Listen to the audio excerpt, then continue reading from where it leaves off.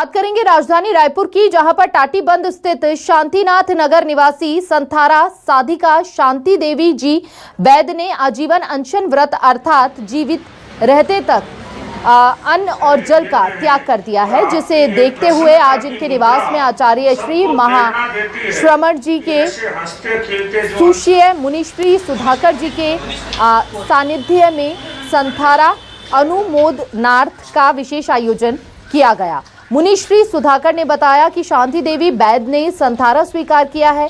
अनशन व्रत जैन समाज की विशेष साधना है। मुनिश्री सुधाकर ने संथारा के महत्व को समझाते हुए कहा कि संथारा और आत्महत्या में अंतर है। कई बार ये गलती होती है कि संथारा और आत्महत्या को एक मान लिया जाता है, लेकिन ऐसा नहीं है। आत्महत्या आवेश और आवेग में होती है, जबकि संथारा तब होता है जब मन में संसार के प्रति ममत्व के विसर्जन की भावना जागृत होती है। आज हम टैगोर नगर पटवा भवन से प्रस्थान करके टाटीबंध आए हैं। श्रीमती शांति देवी वैद्य ने संथारा अनशन व्रत स्वीकार किया है। अनशन व्रत जैन शासन की उत्कृष्टतम साधना है। जिस अनशन व्रत में संथारे में व्यक्ति आत्मा भिन्न है और शरीर भिन्न है, यह अनुभूति करता है। वो आत्मा को अलग समझता है, शरीर को अलग समझता है।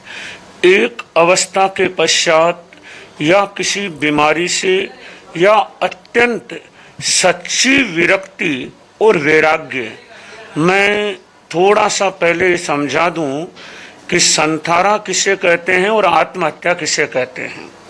कई बार ये गलती होती है कि संथारा और आत्महत्या को एक मान लिया जाता है।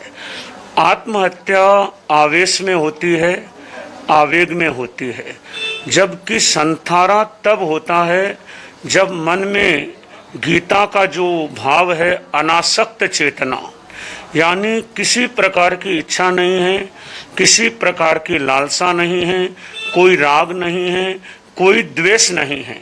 केवल ये अनुभूति का भाव है कि शरीर अलग है, आत्मा अलग है। और जब किसी जैन श्रावक को ये अनुभव हो जाता है कि अब ये शरीर संपोषण के लायक नहीं है, उस शरीर को अध्यात्म के मार्ग पर, धर्म के मार्ग पर, त्याग और वैराग्य के मार्ग पर प्रस्थान कर देना चाहिए, तब अनशन व्रत को स्वीकार किया जाता है, जिसमें श्रावक जाव जीवन यानी आजीवन के लिए वो अन्न और जल को त्याग देता है।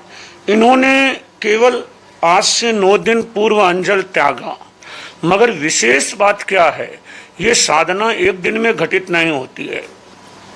ये साधना से पूर्व जिसे संलेखना कहते हैं, जो संथारे से पूर्व की जाती है, ये 31 वर्ष से निरंतर एकांतर तप कर रहे हैं।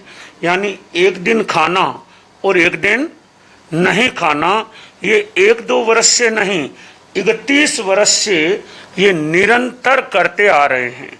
साथ में इन्हें करीब 50 वर्ष से ये रात्रि में चौवियार करते हैं। सूर्य अस्त होने के बाद में जब तक पुनः सूर्योदय नहीं होता, ये पानी और अन्न का एक दाना भी और एक बूंद भी अपने मुंह में नहीं रखते हैं।